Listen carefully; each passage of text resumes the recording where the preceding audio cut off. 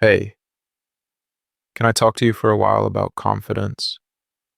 Not just feeling good about yourself. I'm talking about real, unshakable self confidence, built on faith and determination.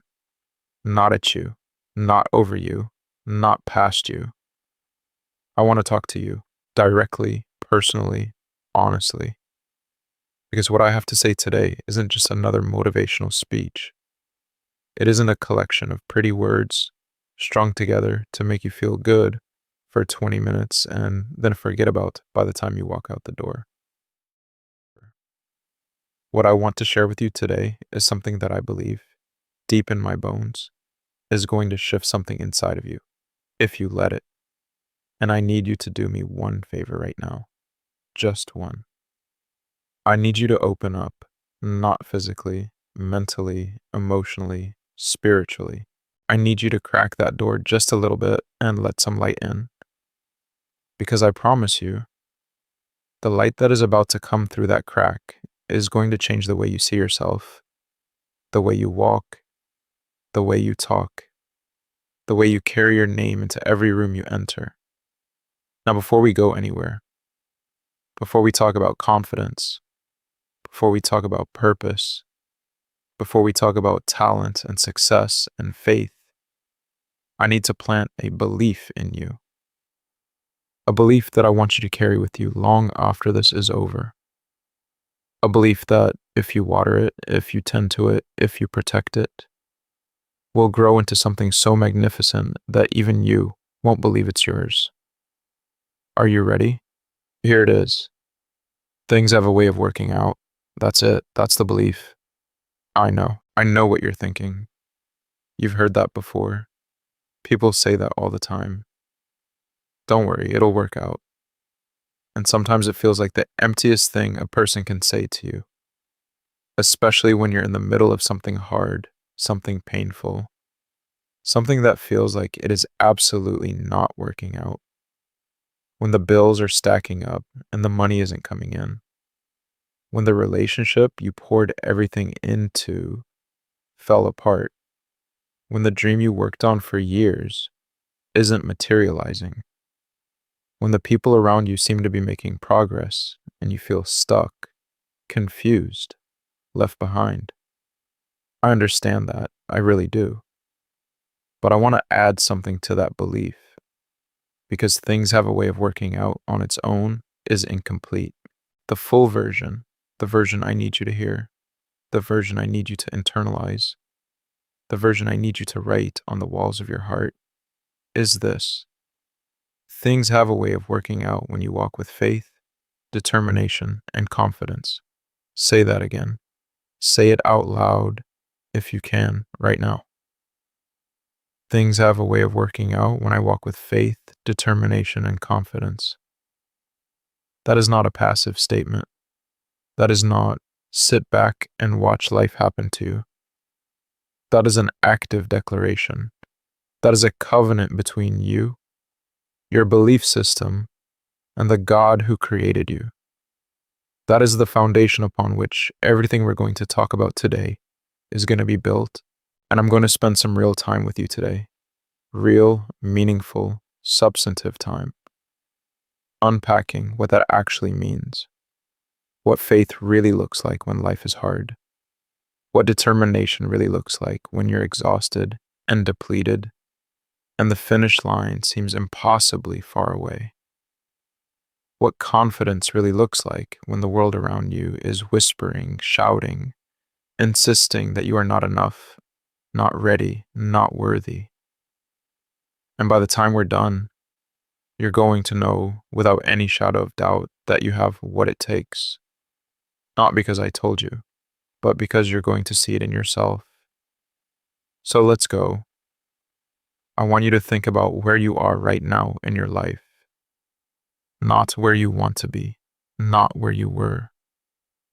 Right now, today, in this moment, where are you? Some of you are in a season of incredible momentum. Things are clicking. Opportunities are showing up.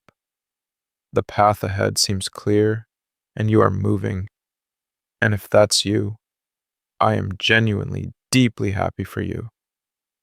And I want to make sure that everything we talk about today helps you go even further, push even harder, and stay grounded even as the altitude increases. But some of you, for being honest, are in a different kind of season. You're in a season of waiting, a season of striving, a season where you're working hard, but the results haven't shown up yet, where you're believing, but the evidence of that belief feels distant and thin, where you've taken steps toward your dream, but the dream still feels miles and miles away. And some of you, and I want to be really careful with you because I respect your journey, some of you are in a season of pain, a season where things went wrong, and you're trying to figure out how to get back up, where doubt has crept into the house of your self-image and made itself comfortable in the corners, where the voices, some of them coming from outside, some of them coming from deep inside your own mind, are louder than the vision. Wherever you are, I want you to know something. Your season is not your sentence. Where you are right now is not where you are going to stay. The chapter you're in is not the chapter the book ends on. Your story is still being written. And the author of that story is far more creative, far more powerful, and far more committed to your ending than you can currently imagine. Let me tell you something about journeys. Real journeys. The kind that matter, the kind that change you, the kind that build something lasting. They are almost never linear. They are not a straight line from where you started to where you want to be. They are messy, they double back. They have detours and dead ends and wrong turns. They have moments of breathtaking progress and moments of agonizing stillness. They have days when you feel unstoppable and days when getting out of bed feels like climbing a mountain. But here's what I know about every person in this room. You are still here. You showed up today. You're still in the fight. You haven't given up. And that decision to keep going, that decision to keep believing, that decision to say, I don't know exactly how this is going to work out, but I believe it will. That is not a small thing. That is the most important thing. That is the thing that makes all the difference between the people who find their way and the people who never quite get there. Because the people who succeed are not always the most talented people in the room. They're not always the smartest. They're not always the ones who started first or had the most resources or had the biggest network or had the most people cheering them on. The people who succeed are almost always the people who refuse to stop. The people who kept going when the data said stop. The people who kept believing when the evidence said quit. The people who held on one more day, one more week, one more month, one more year, because they just couldn't let go of the thing burning inside them. That's you. That's exactly who I'm talking to today. Now, let me talk about faith specifically. And I want to be very clear about what I mean when I say faith. Because faith is one of the most misunderstood concepts in the entire human experience. Faith is not wishful thinking. Faith is not blind optimism. Faith is not sitting in your living room with your eyes closed, hoping that things magically improve without any effort from you. That's not faith. That's avoidance dressed in spiritual clothing. Real faith, the kind of faith that moves mountains, the kind of faith that sustains you through the darkest valley, the kind of faith that allows you to take bold, decisive, courageous action in the face of complete uncertainty. Real faith is an active posture. It is a decision. It is a stance. It is the choice made consciously and deliberately every single day to believe that the outcome you cannot yet see is already in motion. It is the refusal to let what you can currently see define the limit of what you believe is possible. Think about a farmer. A farmer plants a seed in the ground. He tucks it into the dirt, covers it up, waters it, and then he goes home. And for days, sometimes weeks, there is no visible evidence that anything is happening. The ground looks exactly the same as it did before he planted.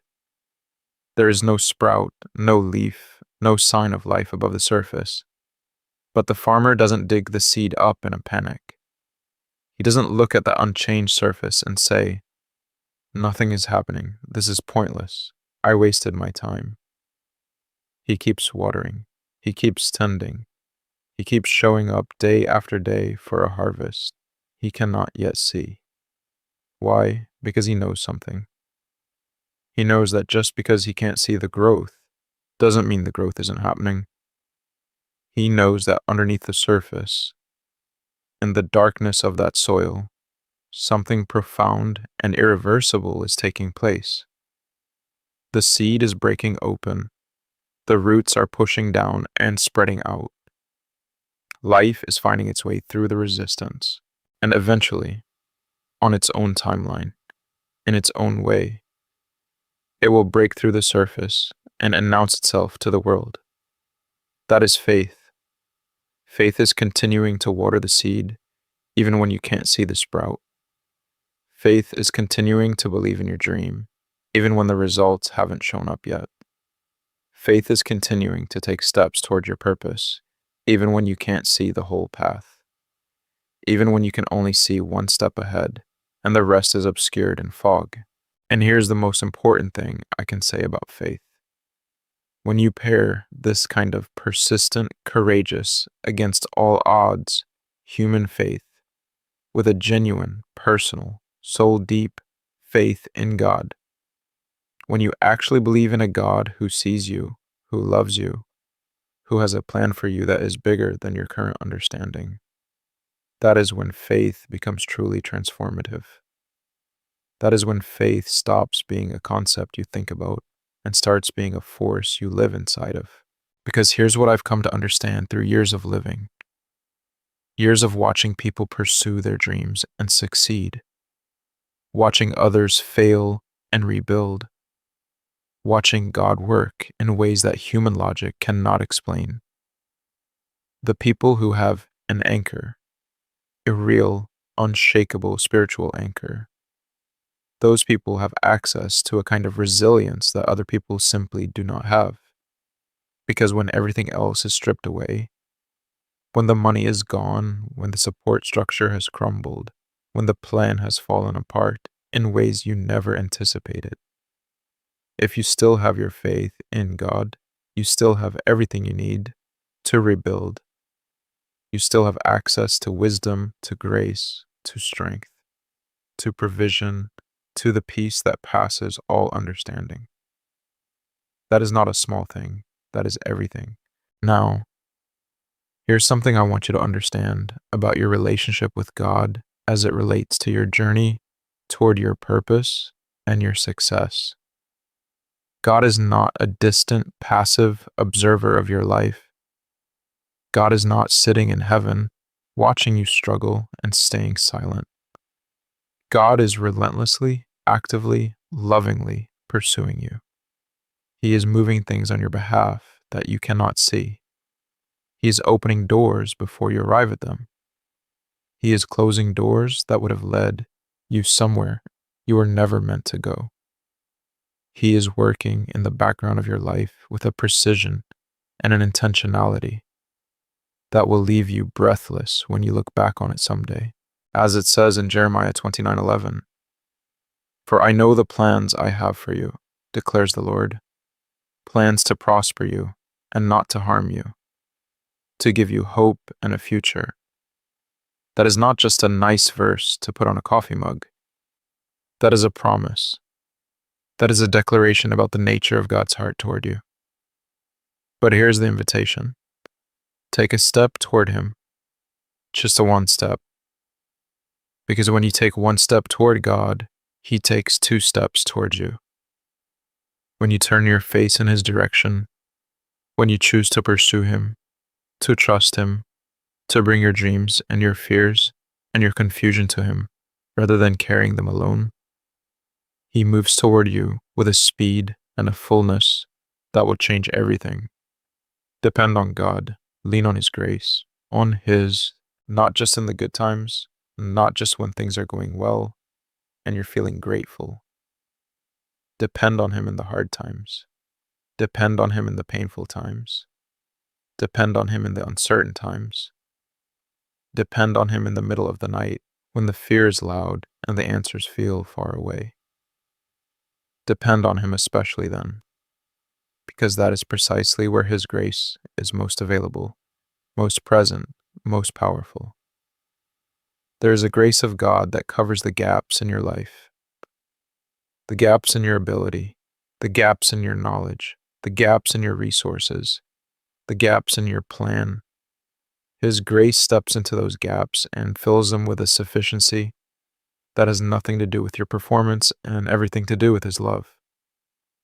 Not because you earned it, not because you deserved it by any external measure, but because He has chosen to love you with a love that does not depend on your worthiness or your track record or your current state of having it all together.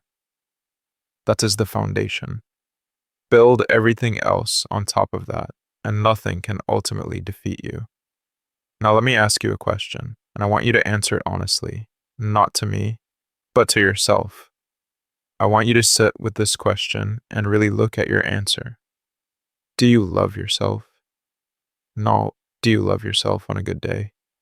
No. Do you love yourself when you've achieved something impressive? Or when someone pays you a compliment? Or when you look in the mirror on one of those days when everything is cooperating? Do you love yourself consistently? Do you love yourself on the hard days, the bad days, the days when you look in the mirror and see every flaw and every failure? Do you love yourself when you've made a serious mistake? Do you love yourself when you're lost, when you're confused, when you're not sure which way to turn and everything feels upside down? Because that is the real question. That is the kind of love I'm talking about. Not the conditional, performance-based self-regard that most of us were quietly taught to operate on. Not, I'll be at peace with myself when I lose the weight, when I get the promotion, when I fix this thing, when I become a better version of myself. I'm talking about unconditional, foundational, bedrock self-love, the kind that doesn't have a condition attached to it. And I know this is uncomfortable for some of you. I know there are people right now who feel almost guilty hearing those words, who feel like loving yourself is selfish or vain or self-absorbed, who were raised to keep the focus off yourself, to stay humble, to not think too highly of yourself. And I understand where that comes from. It comes from good intentions. But it has produced a generation of people who are incredibly generous with everyone else and absolutely merciless with themselves. Here's the truth. You cannot pour from an empty cup. You cannot give to others what you do not have for yourself. You cannot model confidence for your children if you don't have it for yourself. You cannot bring your best to your relationships, your work, your purpose, your community, if the person doing the bringing is running on empty, running on self-doubt, running on an internal narrative that says, I'm not enough, I'm not worthy, I'm not the kind of person who gets to have the good things. Loving yourself is not selfish, it is foundational. It is the prerequisite for everything else we're going to talk about today. It is the soil that every other good thing in your life grows from. And here's the thing, and this is crucial. Loving yourself and believing in yourself are related, but they are not exactly the same thing. You can love yourself and still not fully believe in yourself. You can look in the mirror and think, I'm a decent person, while simultaneously thinking, but I'll never really succeed. But people like me don't make it. But the dream I have is too big for someone like me. But I've never done anything that remarkable before, Why would I start now? That is a fracture. That is a crack in the foundation. And a crack in the foundation, left unrepaired, will eventually compromise everything built on top of it. So let's talk about belief. Real belief. Not the kind that shows up on the good days and disappears on the hard ones. Not the kind that holds up in calm weather, but evaporates in a storm. I'm talking about the kind of belief that says, I am going to succeed. I don't have all the proof yet. I don't have all the answers yet. I don't have all the resources or the connections or the perfect timing yet. But I believe in what God put inside of me. And I believe in the direction He has called me to move in. And I'm going to walk in that direction with every bit of everything I have until the thing is done. That is the belief I'm talking about now. Most people have the order backward. Most people are waiting for the proof before they invest their belief. Most people say, show me the results, okay, then I'll believe. They are waiting for the success before they decide they're a success. They're waiting for the recognition before they decide they're worthy of recognition. They're waiting for someone else to validate their gift before they decide their gift is real. But here's the problem with that order. The results won't come until you believe first. The belief has to come before the evidence. The faith has to come before the sight. That's literally the definition of faith. And it applies to your dreams and your purpose just as much as it applies to your spiritual life. This is not just spiritual philosophy either. There is deep, well-documented psychology behind this. When you genuinely believe in something, when you truly believe in your gut and your bones that a goal is achievable and that you are capable of achieving it, your brain begins to operate differently. It begins to notice opportunities it would have otherwise dismissed. It filters the world through a lens of possibility rather than a lens of limitation. It produces behavior that is consistent with the belief. It communicates differently, carries itself differently, makes different decisions, all of which produce different results. But if you believe you're going to fail, if you've already decided somewhere underneath the surface that the thing isn't going to work, your behavior unconsciously aligns with that belief. You won't try as hard. You'll hold back. You'll self-sabotage in ways you might not even notice. You'll find reasons to quit before you really start. You'll interpret every setback as confirmation of your original belief that it wasn't going to work. So the belief has to come first. You have to decide to believe before you have the evidence in hand. And I know some of you are pushing back on that right now. I can almost feel it. Some of you are thinking, but I've been burned before. I believed, and it didn't work out. I invested everything in a dream, and it fell apart. I put all my hope in something, and it didn't come through. And now you're telling me to just believe again? Like it's that easy? Like I haven't already been through that fire? I hear you. That pain is real. And I'm not minimizing it for a single second. But let me ask you something. When that dream didn't work out the way you planned, did it mean that you should have never believed? Did it mean that the believing was wrong? Or did it mean that the path to where you're going just took a turn you didn't expect? Because I have seen, over and over again, people whose biggest failures turned out to be the exact training ground they needed for their greatest success. I have seen people whose plans fell apart completely, only to make room for something far better than what they had planned.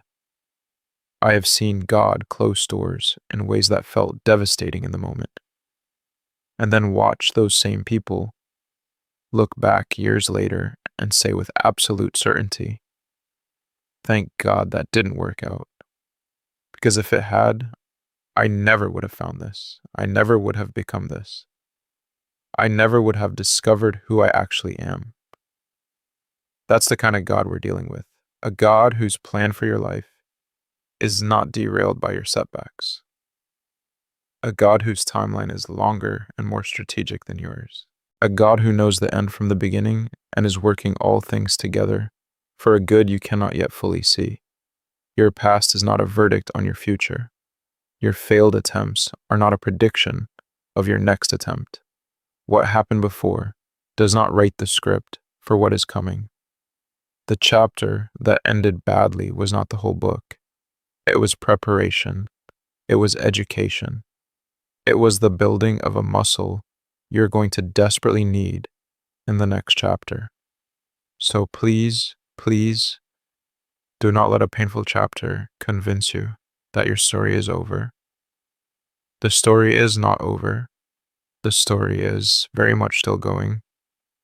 And the best chapters are often the ones that come after the hardest ones. Believe before the evidence arrives. Believe in the gap. Believe when it is hard to believe. That courageous, persistent, against the odds belief is what moves things. That is what starts the chain reaction that eventually produces results. Now, let me talk about something very practical, because everything we've been discussing about self-love and self-belief has a concrete day-to-day, moment-to-moment expression. And that expression is the conversation you're having with yourself, your inner dialogue, that constant stream of thoughts, observations, judgments, and narratives that runs through your mind from the moment you wake up to the moment you fall asleep. That voice in your head that comments on everything you do, everything you see, everything you try. The one that tells you what you're capable of and what you're not. The one that decides, before you even open your mouth, whether you're worth listening to in a room full of people. That voice is either working for you or it is working against you. And for most people, most of the time, it is working against them. We are often our own harshest critics. We say things to ourselves in the privacy of our own minds that we would never in a million years say to someone we love. We would never look at a friend who is learning something new and struggling and say, "You're pathetic. You're going to fail at this. You're just not smart enough. You should quit before you embarrass yourself." We would never do that, but we do it to ourselves on a daily basis. We've been doing it so long that it has become the background noise of our inner life, so constant and so familiar that we don't even notice anymore. And that background noise is shaping everything. It is shaping your confidence. It is shaping your decisions. It is shaping what you reach for and what you walk away from. It is, quite literally, scripting your reality. Because your outer world, your results, your relationships, your experience of life is always, always a reflection of your inner world. So one of the most important things you can possibly do, one of the most powerful and most accessible acts of self-love available to you, is to become aware of that inner dialogue and begin to change it, not by plastering fake positivity over real pain, not by pretending everything is fine when it isn't. That doesn't work, and it isn't honest, and your brain isn't fooled by it anyway. What I'm talking about is speaking to yourself with the same compassion, the same grace, the same honest encouragement that you would offer to someone you deeply love and genuinely believe in. When you make a mistake, instead of saying, "I'm such an idiot," you say, "That didn't work. What can I learn from this? What do I do differently next time?" When you face a challenge, instead of saying, "I can't do this," you say, "This is hard, but I've handled hard things before. I can figure this out." When you look in the mirror, instead of cataloging everything you wish were different, you try. Even if it feels strange at first, even if it feels like you're lying to yourself, You try saying, this is a person who is showing up. This is a person who is trying. This is a person with value. This is a person that God made on purpose for a purpose. These are not small changes. These are foundational shifts in how you construct your inner world. And the inner world is everything. It is the engine of the outer world.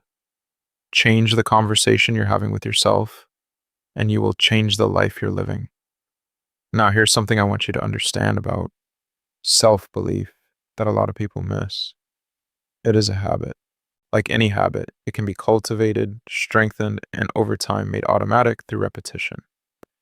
And also, like any habit, it requires intention. It does not happen by accident. Nobody accidentally develops deep, rooted, unshakable self-belief. It is the result of consistent, intentional practice. It is built brick by brick through awareness and through action. So let me ask you to do something today, something practical, something you can start before you go to sleep tonight. Start collecting evidence. I mean that literally.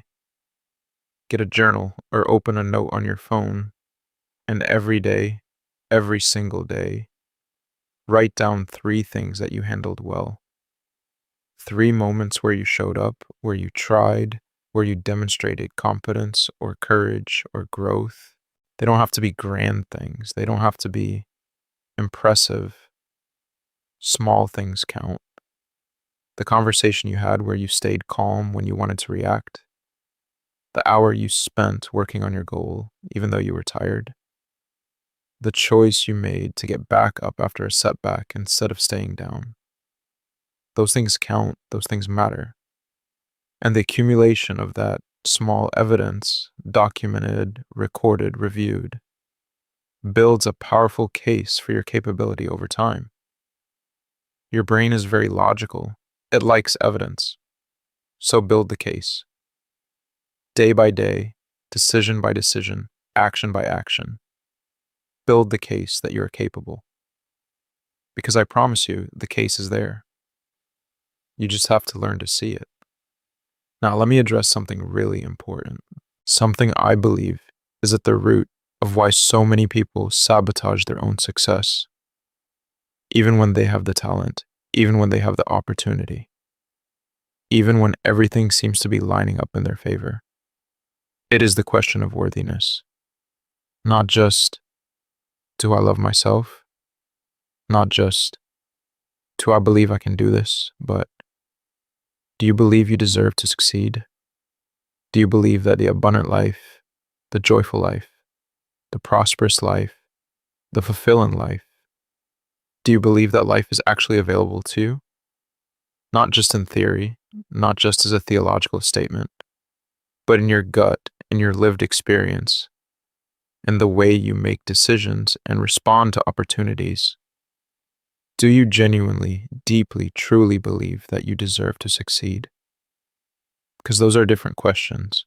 And I've met people who love themselves, who believe they're capable, who still have somewhere underneath it all a quiet, persistent conviction that success is for other people, that the big life is for someone else, for someone from a better background, a better family, a better neighborhood, for someone who didn't make the mistakes they made, for someone who hasn't been through what they've been through, for someone who is somehow more qualified, more deserving, more legitimate. That is a worthiness wound, and it is one of the deepest, most painful, most limiting wounds a person can carry through their life. And I want to look right at it today. I want to name it, because I believe this worthiness question, this quiet, often unspoken conviction that the best things aren't really for you, is for many of the people in this room the hidden obstacle. Not the lack of talent, not the circumstances, not the resources, the belief, somewhere deep, maybe so deep it has never been said out loud, that you don't actually deserve what you're reaching for. Let me be very direct with you right now. let me say something plainly and clearly, and without any qualification. You deserve to succeed. Not because you've been perfect, not because you've earned it by some external standard, not because your past is clean or your record is spotless, or you've never made a serious mistake. You deserve to succeed because you are a human being, made in the image of God, with a purpose planted inside of you that the world needs, with a unique combination of gifts and experiences, and perspective and personality that no one else on this earth has or ever will have. That is your birthright. That is not arrogance. That is not entitlement in the negative sense. That is the truth about who you are and what you were made for. And I want to talk about where worthiness wounds come from, because I think it helps to understand the origin when you're trying to heal something. For a lot of people, worthiness wounds come from childhood, from the messages, spoken and unspoken, received growing up about your value, from parents who, struggling with their own unhealed pain and limitations, communicated, without intending to, that love was conditional, that approval had to be earned, that you were too much or not enough, or that your worth was somehow tied to your performance or your compliance or your ability to meet their needs. For some of you, the worthiness wound comes from a specific moment, a moment when someone told you directly that you weren't good enough, a teacher who dismissed your potential, a parent who laughed at your dream, a partner who made you feel small and insignificant, a boss who passed you over for someone less qualified, a community that didn't have room for someone who looked like you or sounded like you or came from where you came from. Those moments, especially the early ones, have a way of embedding themselves in the architecture of your self-perception. They become the lens through which you see yourself and your possibilities, and that lens distorts everything. It makes success look like something reserved for other kinds of people. It makes struggle look like confirmation of a story about yourself that was never true. For some of you, the worthiness wound has a different source. It comes from your own history, from mistakes you made, choices you're not proud of, things you did or didn't do. And somewhere along the way, you made a decision, maybe consciously, maybe without even realizing it, that those things disqualified you, that because of what happened or because of what you did, you don't get to have the good life. You don't get to succeed. That success and joy and abundance are for people who haven't done what you've done or gone through what you've gone through. And I want to speak directly to that right now. I want to look at that belief and I want to say, that is a lie. That is a complete and utter lie. Your past does not disqualify you. Your mistakes do not define the ceiling of your life. What happened to you is part of your story, but it is not the final word on what your story can become. In fact, I want to suggest something radical. The pain in your history, the difficulty you've navigated, the mistakes you've made, and the lessons they produced.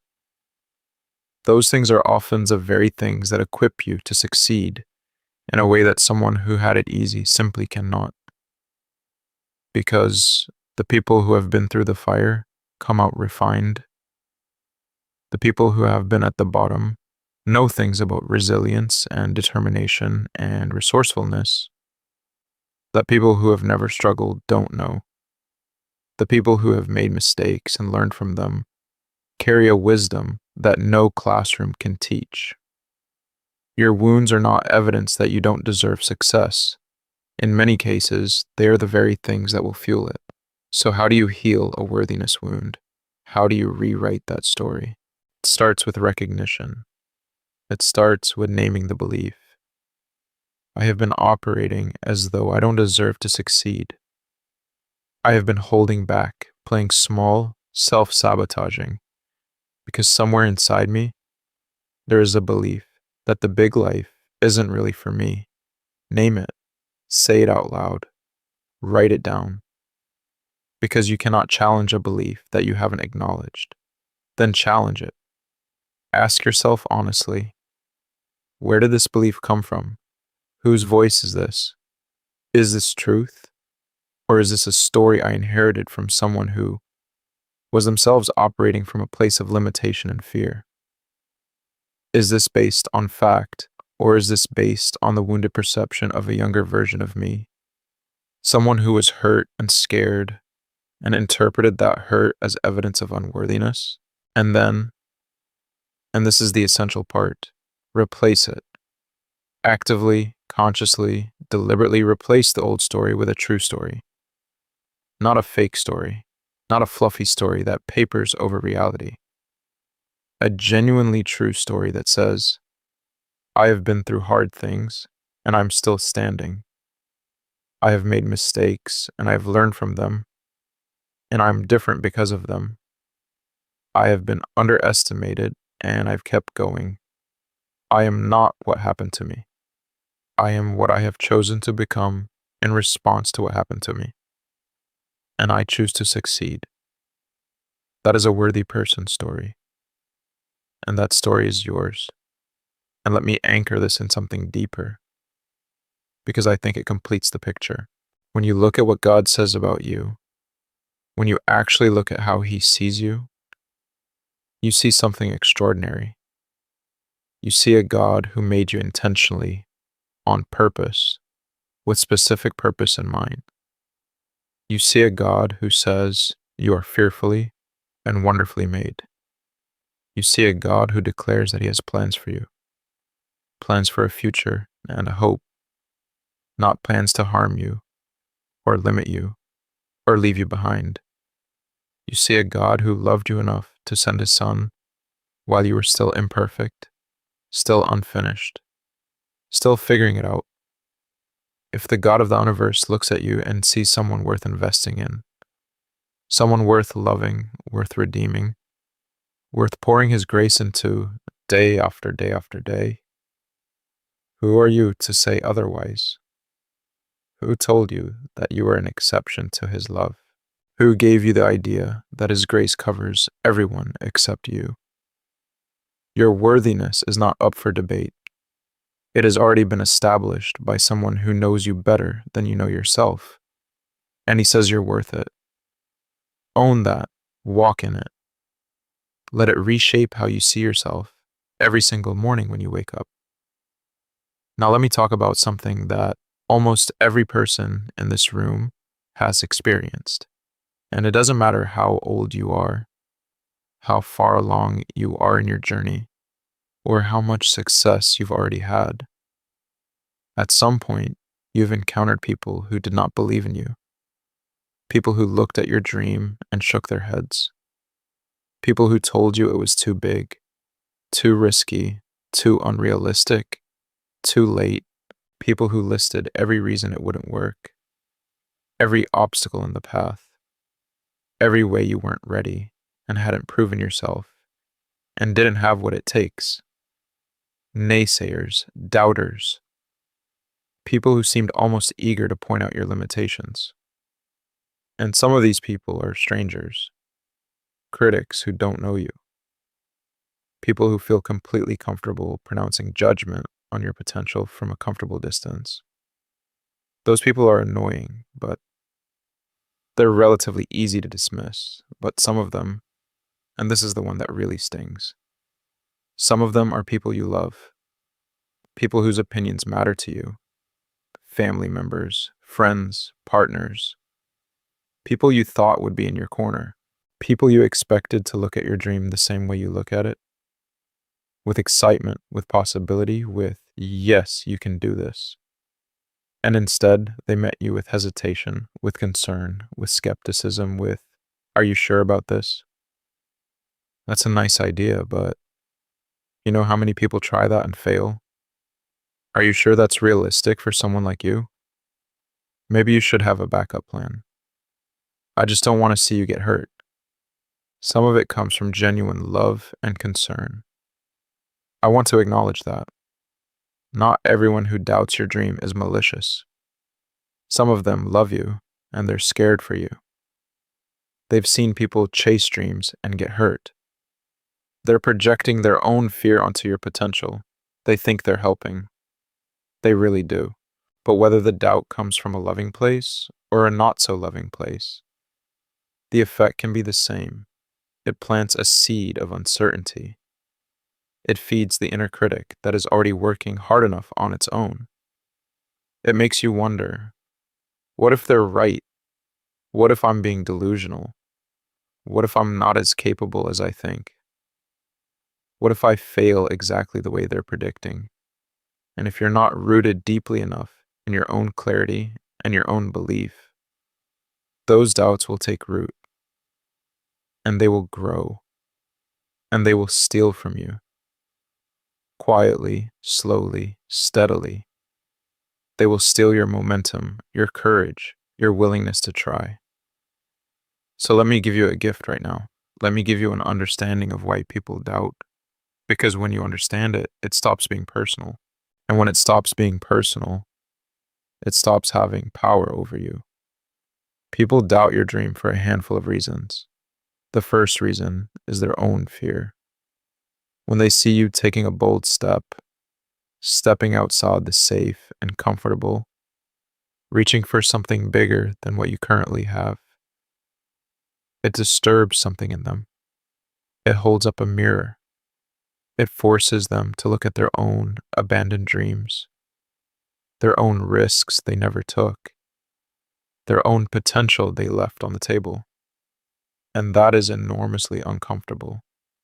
And some people deal with that discomfort by trying to pull you back down to the level where they are, not always consciously, not always maliciously, but real nonetheless. Understand that. Have compassion for it, and don't let it stop you.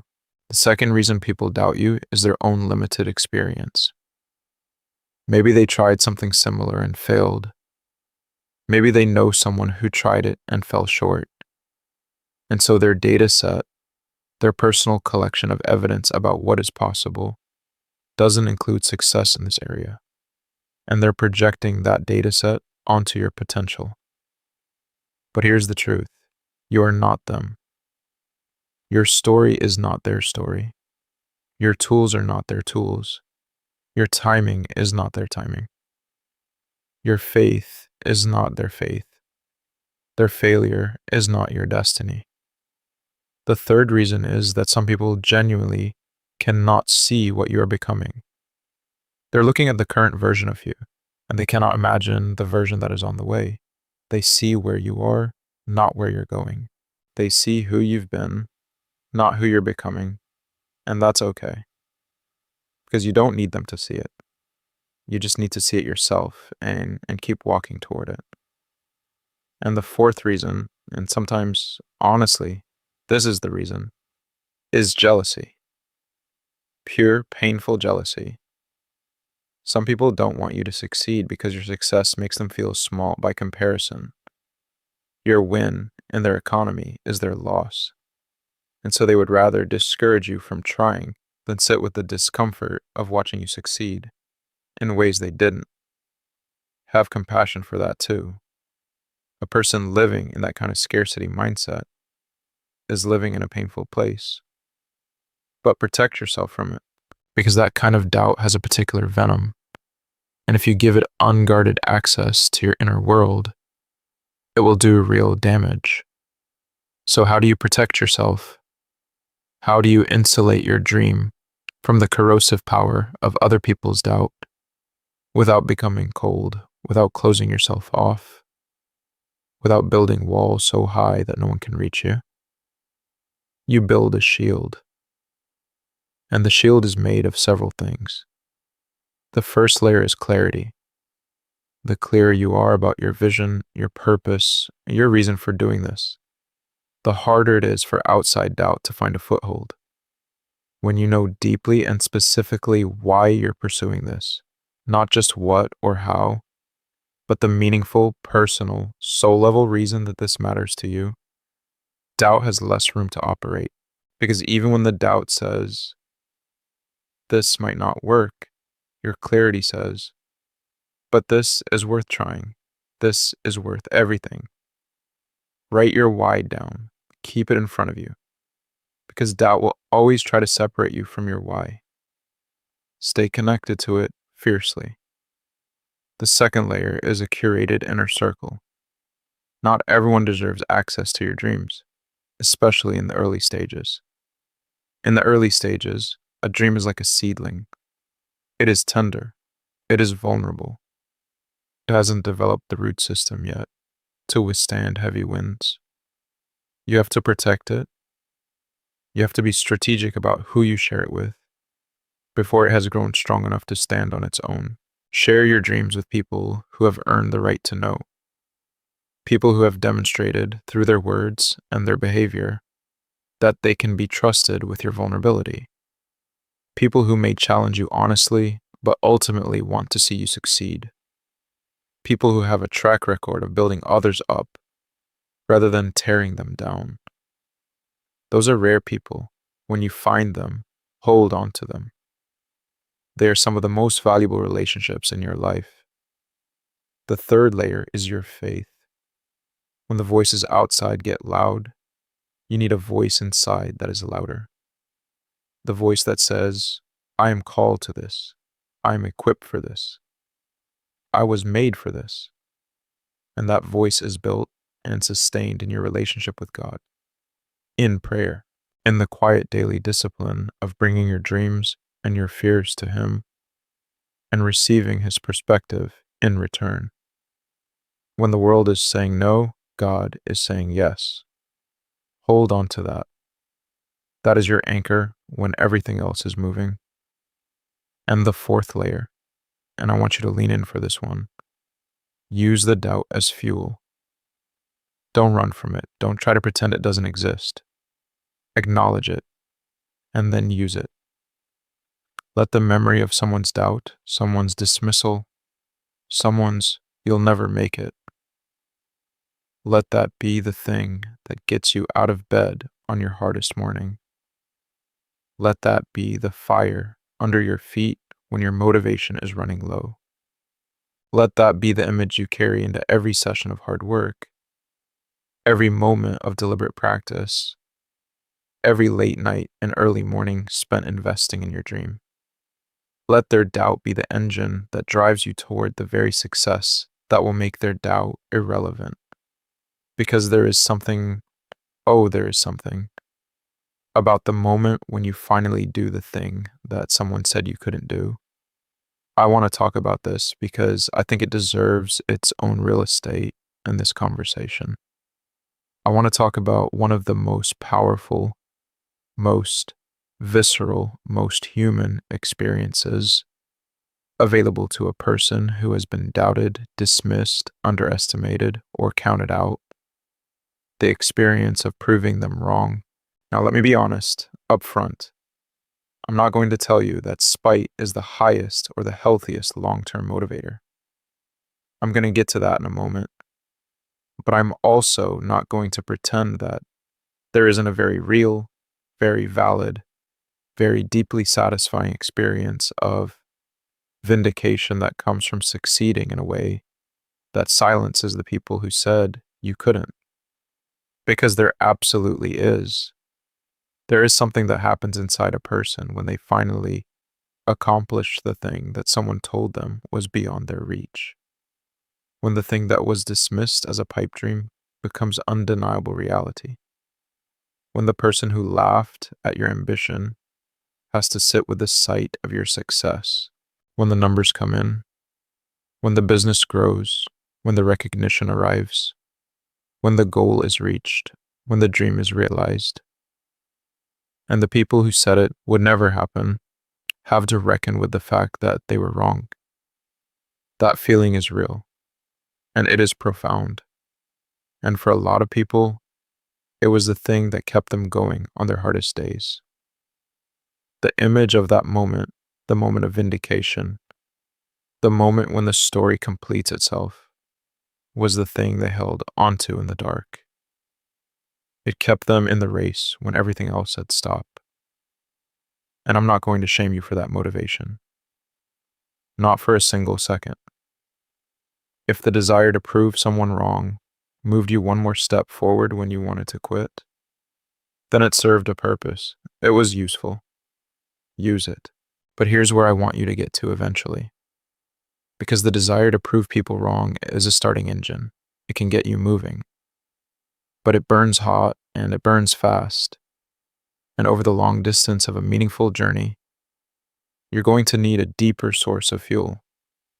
Because if your primary driver is what other people think, even if what you want is to prove them wrong, you are still outsourcing your drive to their opinion.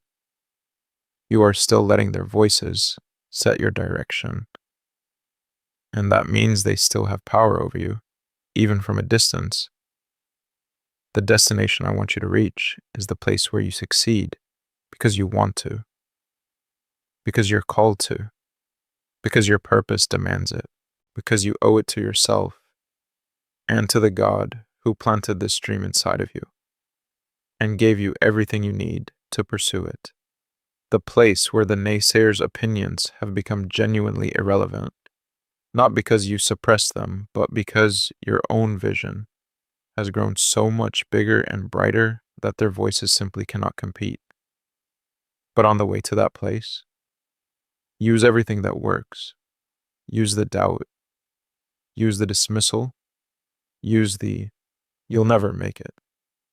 Use it as fuel in the engine that drives you toward the life you are absolutely going to build. And let me tell you something else. Let me say something that I think a lot of people need permission to hear. That moment of vindication, when the person who counted you out has to witness your success, that is genuinely one of the sweetest feelings available to human beings. Not because you're gloating, not because you're being petty or vindictive, but because it is the completion of a story that started with pain. When someone tells you that you're not good enough, when someone looks at your dream and tells you that you're not the kind of person who gets to have that, that lands hard. Even if you don't show it, even if you smile and nod and say, "Thanks for your concern," it lands, it leaves a mark, and carrying that mark through the long, difficult, often lonely work of pursuing your dream, day after day, into the face of that doubt, while that voice is one of many competing for space in your head. That takes real courage. And when you cross the finish line, when you do the thing, when you make it real, when the result is sitting there undeniable in front of everyone, that is not just achievement. That is healing. That is the closing of a wound. That is proof, concrete, visible, indisputable proof, that the voice that doubted you was wrong. And by extension, proof that the version of you that believed, the version that kept going against the odds in the face of the doubt, in the absence of the support, was right all along. Receive that. Celebrate it.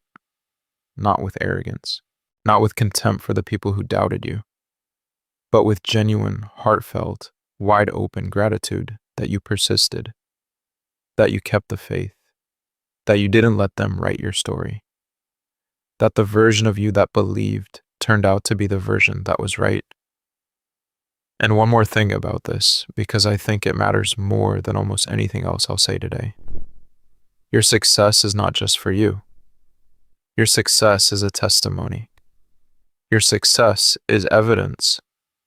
And that evidence matters profoundly, not just to you and not just to the people who doubted you, but to every person watching your journey who is in the position you used to be in. Think about it. Right now, today, there are people watching your life who are being told they can't. There are people who grew up where you grew up, who look like you, who come from what you come from, and they are wondering right now whether someone like them can actually make it, whether the dream is allowed to come true for someone who started where they started. And they are watching you, Maybe you know it, maybe you don't, but they are watching. And every step you take toward your dream, every obstacle you push through, every wall you break down, you are lighting a path for them. You are becoming evidence of the possible. You are being, for someone you may never meet, the proof they needed before they dared to try. That is not pressure, that is purpose. And it is one of the most powerful motivators I know because it is a fuel that does not run out. Your success is bigger than you. It always was. Now, let's shift into something that I'm genuinely excited to talk about with you. Let's talk about talent specifically. Something that is both incredibly exciting and can be deeply anxiety producing for a lot of people, finding your talent. Because here's the truth, and I need you to hear it clearly. Every single person in this room has a talent. Not just a talent, a unique, specific, remarkable combination of natural ability, learned skill, and personal experience that makes you distinctly, irreplaceably you. Something that you do, or something that you could do if you developed it, that the world genuinely needs and has been waiting for. I believe that completely and without exception. But I also know that a lot of people struggle to identify their talent. They spend years, sometimes decades, feeling like everyone else has a thing, but they don't. Like everyone else showed up with a clear calling, a clear gift, a clear path laid out in front of them, and they somehow miss the memo. They're standing there looking around, watching other people moving confidently toward their purpose and thinking, I just don't know what mine is. Or even harder, they know what their talent is, but they've been told it's not practical, not marketable, not serious enough, not impressive enough, not the kind of thing you build a life around. And so they've buried it. They've shelved it. They've told themselves it's just a hobby, just a daydream, not a real path. And then they spend years, sometimes their whole lives, pursuing things that make sense on paper, but leave them feeling empty inside. While the thing they love, the thing they were actually made for, sits unopened in a box somewhere in the back of their heart. Part of what I want to do today is help you unearth whatever you've buried. Help you look honestly at what you're naturally drawn to, what comes easily to you, what you love so much that time disappears when you're doing it, and help you see it for what it actually is: a gift, a direction, a calling that has your name on it. But first, let me challenge a common misconception about talent, because I think this misconception is stopping a lot of people from recognizing their own. The misconception is that talent always looks obvious, that talented people can be spotted from a mile away, that real talent is immediate and impressive and undeniable from the very first time you see it, that the truly gifted are prodigies, people whose greatness leaps out at you, fully formed, requiring no development or work. Sometimes that is true, but most of the time it is not. Most talent in its natural state looks quiet. It looks like a preference, a pull, a natural ease with something that other people find genuinely difficult. It looks like the thing you keep coming back to, even when you aren't planning to. The thing you find yourself thinking about in idle moments. The subject you read about purely for the pleasure of it. The thing that, when you're doing it, makes you feel most fully, most authentically yourself. And here's what I find fascinating. Talent very often hides behind passion. The thing you are most genuinely passionate about, the thing that lights you up from the inside, the thing that ignites real curiosity and real excitement and real joy, that is almost always pointing directly at your talent, even if you don't recognize the talent yet. Because passion is not random. Passion is a signal. It is your soul's way of pointing at the thing you were made to do. When something ignites a genuine fire in you, that is not coincidence. That is design. So let me ask you something.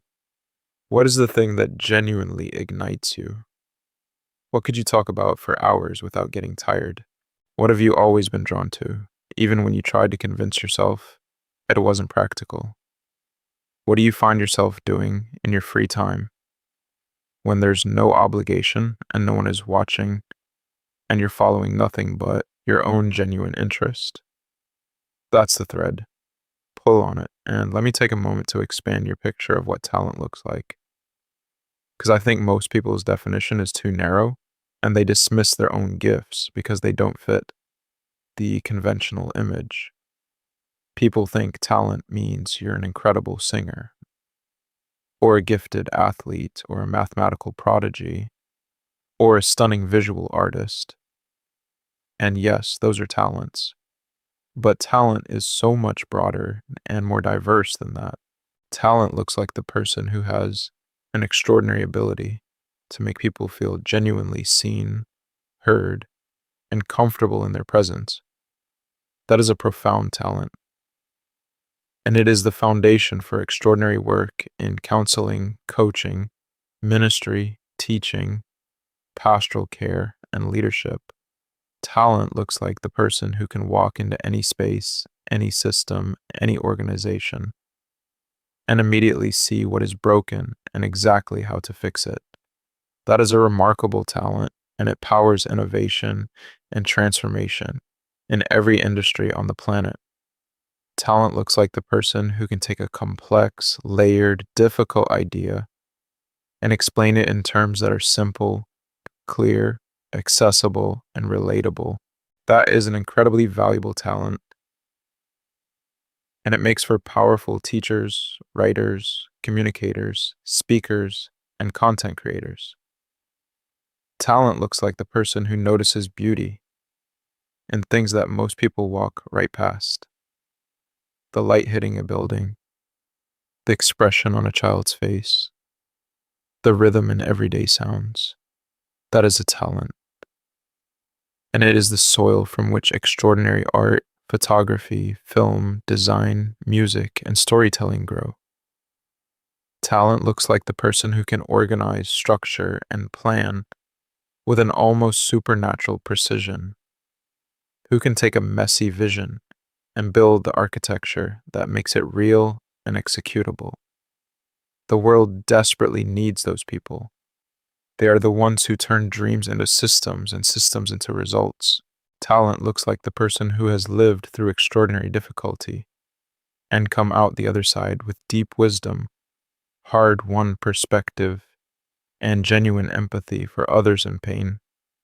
That is one of the most powerful and valuable talents a human being can possess. The capacity to take your experience and transform it into a lighthouse for other people. That changes lives. Do you see what I mean? Talent is everywhere. It takes every shape. It lives in every kind of person. And it is in you. Unquestionably, without exception. It is in you. The question is not whether you have it. The question is whether you are paying close enough attention to recognize it, and whether you are willing to commit to the process of developing it. So, let me give you some practical guidance on how to find your talent if you're still searching. First, think back. Go all the way back to your earliest memories of feeling genuinely, effortlessly capable, not working hard and succeeding, but just doing something, and it coming naturally. What was it? What were you doing?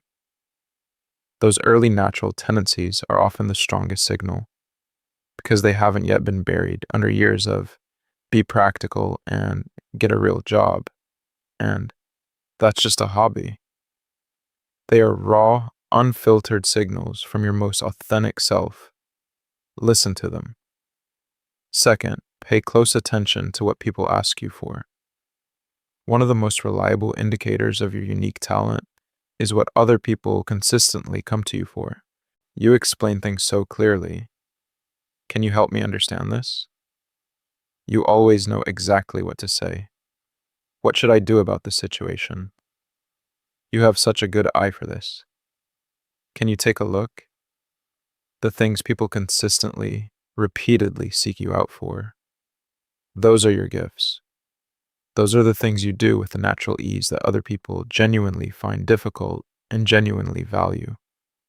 Third, notice what makes you lose track of time. When you are in your talent, really engaged, really in it, time tends to disappear. An hour feels like 10 minutes. You are so absorbed, so present, so fully into the flow of what you're doing that the normal sense of effort and friction dissolves. Psychologists call this state flow, a term coined by researcher Mihaly Csikszentmihalyi, and it is almost universally a sign that you're operating in your sweet spot. What consistently puts you in that state follows that signal wherever it leads. Fourth, notice what you would do for free, not what you do if you had to, not what you do for money or recognition. What would you do purely for the love of it, even if no one was watching and no one was paying you and no one was giving you any credit at all? That thing, the thing you do for nothing out of sheer love, that is almost certainly your deepest talent, and that is always, always worth developing. And fifth, be willing to experiment. Because sometimes talent isn't discovered by looking inward. Sometimes it's found by doing, by trying things, by saying yes to new experiences, new challenges, new domains, and then paying attention to what resonates, what sticks, what lights something up in you that you didn't expect. Be a curious, humble, enthusiastic explorer of your own potential. Try things. Try a lot of things. Not everything will be your thing. But somewhere in the exploration, something will find you. Something will click. And when it does, you will know. Because it will feel like coming home. Now, let's talk about what comes after the finding.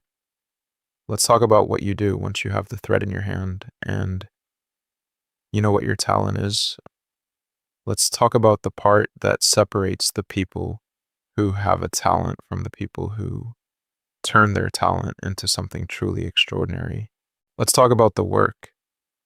And I'm going to be real with you about this because I think too many motivational conversations oversell the dream and undersell the price of admission.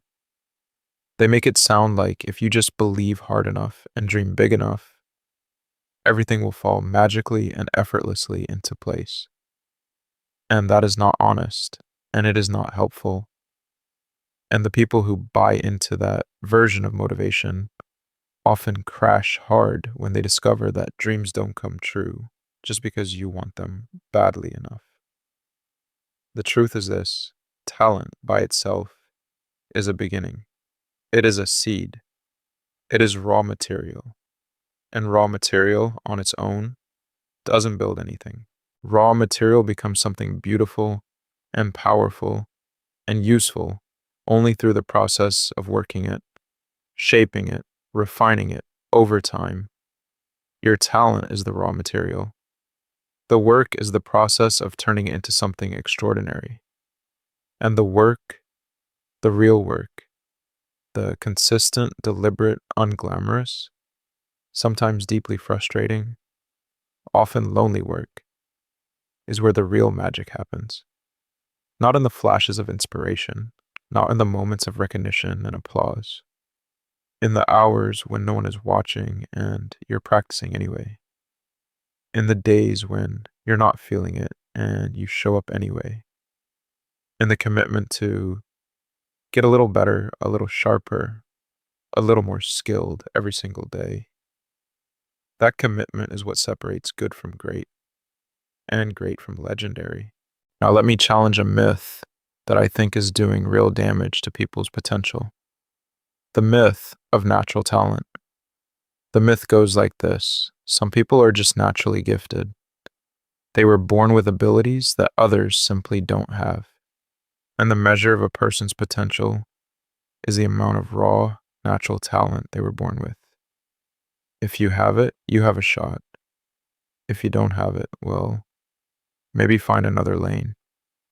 That myth is dangerous in two directions. It discourages people who don't see themselves as naturally talented from even trying. They look at someone who is incredibly skilled and accomplished, and they think, I could never do that. They were just born that way. And so they opt out before they've given themselves a real chance. They dismiss the possibility before the possibility has had any time to develop. And it holds back people who are naturally talented because they come to see their talent as a fixed, finished thing, something they either have or don't, rather than a living, growing thing that requires deliberate investment. They stop working as hard as they should because they're relying on their natural head start. And over time, the person who had less natural ability but worked harder will absolutely pass them. Every single time. Here's what the research actually shows, and what every master in every field will confirm from their own experience. Natural talent is a starting point. It creates a marginally lower barrier of entry at the beginning, but it does not determine your ceiling. It does not guarantee mastery. It does not replace the work, not even close. The people who reach extraordinary levels of skill in any domain, athletes, musicians, artists, speakers, writers, business builders, craftsmen, they got there through what researchers call deliberate practice. This concept, pioneered by psychologist K. Anders Ericsson, shows that sustained focused practice over an extended period of time is what creates mastery, not because they were born with something no one else has, but because they committed to the process of development in a way that most people are not willing to. So hear this clearly. Your ceiling is not determined by what you were born with. It is determined by how committed you are to the work. The runway is much longer than you think. The potential is far greater than the current starting point suggests. The only real question is, how deep is your commitment? Now, when I say work, I don't just mean putting in time, because time alone doesn't produce mastery. You can spend years doing something the wrong way and become masterfully wrong. What actually moves the needle, what genuinely develops skill at an accelerating pace, is deliberate practice. And deliberate practice has specific qualities that distinguish it from simply going through the motions. Deliberate practice is focused, full attention, full presence, not distractedly putting in hours while your mind is somewhere else. Actually engaged, actually thinking about what you're doing and how you're doing it, and what the gap is between where you are and where you want to be. Deliberate practice is specific. You know what you're working on. You've identified the exact area where you need to grow, and you're targeting it with precision, not practicing in general, but today I'm working on the specific weakness in my craft. Deliberate practice is challenging. It operates at the edge of your current ability, in that uncomfortable zone where you're being stretched, where the work is hard enough to produce growth, but not so far beyond you that you're completely overwhelmed. Because growth lives at the edge. Comfort produces maintenance. Challenge produces development. Deliberate practice involves feedback from a mentor, a coach, a recording of yourself, your own honest self-assessment. You need to know what's working and what isn't. Without feedback, you're practicing in the dark. And deliberate practice involves repetition. Not mindless repetition, intentional repetition. Doing something again and again, adjusting based on what you learn. refining the execution, building the neural pathways and the muscle memory that eventually make the complex automatic and the difficult effortless. This is the process. This is how talent is cultivated. This is how the raw material becomes the finished product. And I want to be honest with you about this process. It is not always fun. There will be sessions where you feel like you're getting worse instead of better. There will be plateaus that last longer than you think you can stand. Stretches where the improvement seems to have stalled, and you're wondering if you'll ever break through to the next level.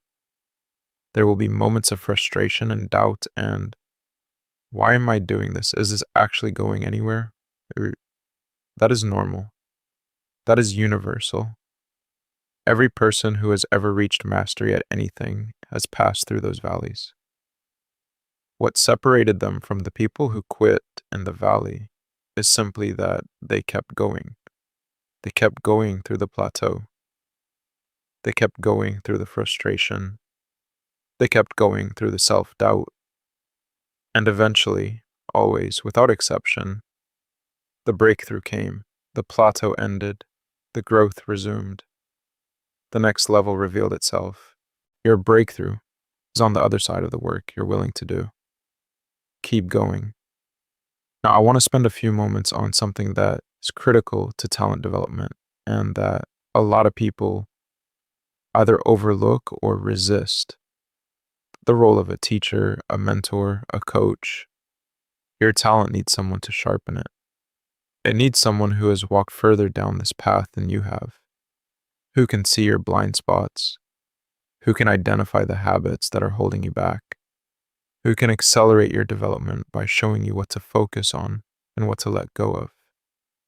Someone whose perspective on your work you cannot provide for yourself, no matter how self-aware you are. I cannot overstate how important this is. The greatest athletes in the world have coaches, the most accomplished musicians have mentors, the most successful entrepreneurs have advisors. Not because they're not talented on their own, but because they understand that outside perspective is invaluable. That someone who can see what you cannot see is worth more than almost anything else you can invest in your development. But here's the thing, having a mentor requires humility. It requires acknowledging that you don't have all the answers, that someone else's knowledge and experience and perspective is something you genuinely need. And for some people, especially people who have been fighting hard and going it alone, who have developed self-reliance out of sheer necessity, that admission feels threatening. It feels like vulnerability. It feels like weakness. It is not weakness. It is the most efficient and intelligent approach to growth that exists. It is the recognition that you don't have to reinvent every wheel, that someone else has already learned many of the lessons lying ahead on your path, and that you can benefit from their experience rather than having to earn every lesson through your own mistakes. Seek out mentors. Study the people who are doing what you want to do at the level you want to reach. If you have access to them directly, ask for their guidance. If you don't have direct access, study their work.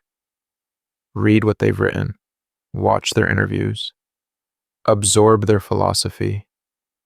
Learn from their journey everything you can extract from the outside.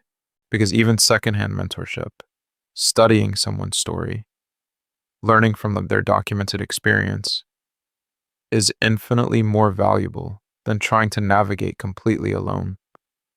And when you've received that mentorship, when you've benefited from someone else's investment in your growth, pay it forward. Because that is how the community of talent thrives. That is how we lift each other. That is how the next generation of dreamers gets the evidence and the guidance they need to dare to try. Give back what was given to you.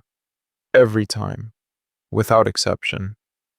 Now let me talk about something that I think is the most underrated element of the entire talent development process, something that most people dramatically underestimate in its power, something that, if you get it right, will compound in ways that will astound you over time. The daily habit, not the occasional marathon session when you feel inspired, not the weekend burst of productivity, not the big dramatic push that you sustain for 3 weeks and then collapse from. The daily habit, the thing you do every single day, even when it's brief, even when it's imperfect, even when you're tired and busy, and a dozen other things are competing for your attention, you still do it. You still show up for your craft. You still invest in your skill every day, because here's what the daily habit does that nothing else can replicate. It compounds, and compound growth is one of the most powerful forces in the universe. Think about compound interest in the financial world. Small, consistent investments, left to grow over time, producing returns that eventually dwarf the original investment by orders of magnitude. The same principle governs skill development. Small, consistent improvements accumulated over time produce results that seem almost miraculous to people who weren't watching the process. 1% better every day doesn't produce a 37% improvement over a year. The math of compound growth says it produces a 37 times improvement. That is not a typo. That is the power of consistency applied over time. But here's the condition. You have to be consistent. Consistency is the multiplier. Inconsistency breaks the compounding cycle. Every day you skip is not just one lost day of progress. It is a disruption to the accumulated momentum you've been building.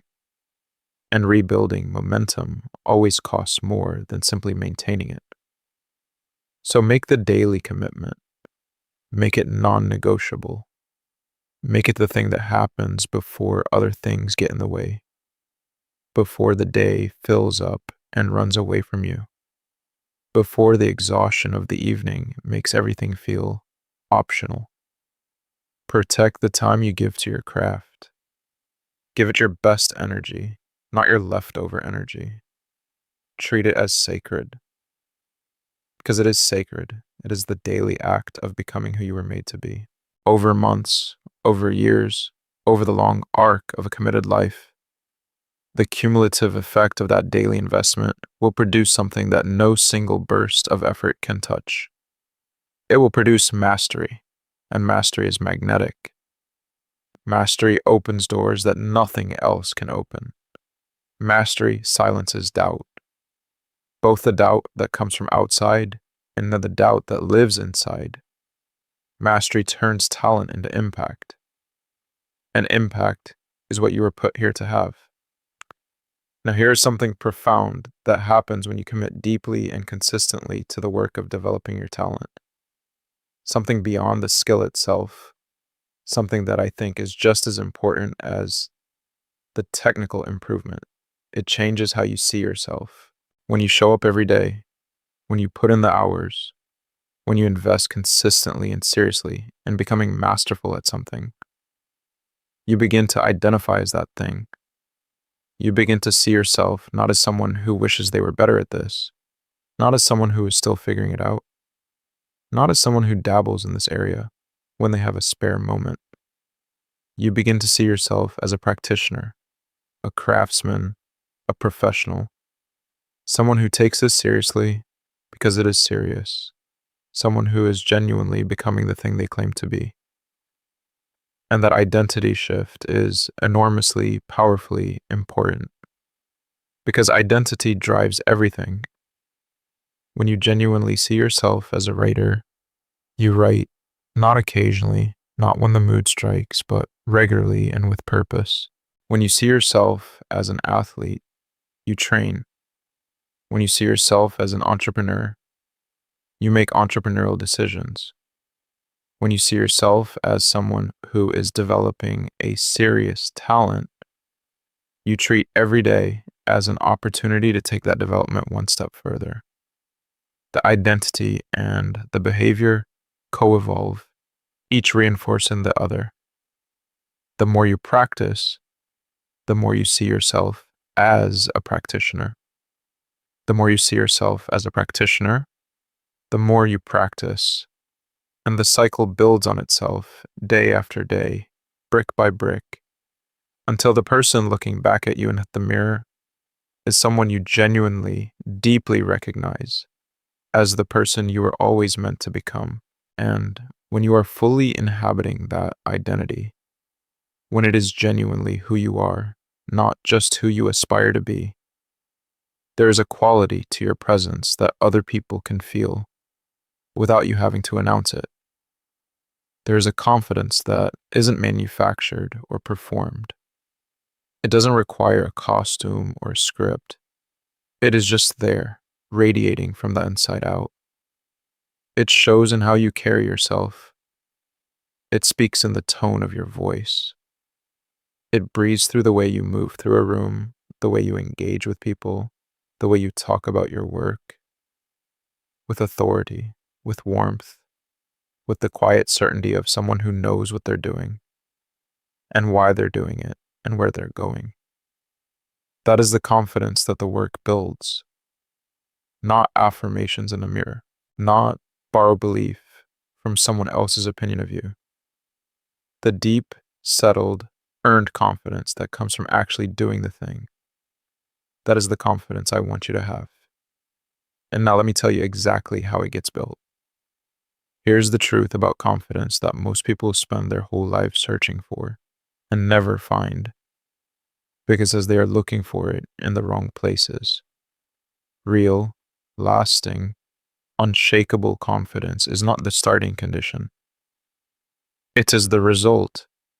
It is not something you need to have before you begin. It is something that grows from the beginning. It is the output of a process. The process of consistent, engaged, serious, deliberate practice applied over time. It is what competence feels like from the inside. Competence produces confidence. That is the equation. That is the formula. It is simple. It is not easy, but it is simple. When you know, not hope, not wish, not theorize, but genuinely know from the inside, from accumulated experience, from a track record of showing up and performing, that you are capable of doing what you're attempting to do. When you have navigated enough challenges in your area of craft to have evidence, your own personal evidence, that you can handle what comes. When you have failed at something and recovered. When you have faced a difficult problem and solved it. When you have been in the fire and come out the other side. When you have done the work long enough and seriously enough that you simply know things, know them in your hands, in your instincts, in your bones, that someone who hasn't done the work does not know yet. When you have that, confidence follows naturally. It doesn't have to be manufactured. It doesn't need constant external validation to survive. It is just there, solid, reliable, yours. And I want you to understand something critical about the relationship between action and confidence, because this is going to be one of the most practically useful things I say today. Most people are waiting to feel confident before they take action. They're waiting for the nervousness to go away. They're waiting to feel ready. They're waiting for some internal signal that says, okay, now you're prepared, now you can go. That signal is not coming first. That is not how it works. You don't feel confident and then act. You act, and then you feel confident. The confidence comes after the action. It is generated by the action. Every time you take a step in the direction of your goal, even a small step, even an imperfect step, even a step you take while your hands are shaking, you are making a deposit in the confidence account.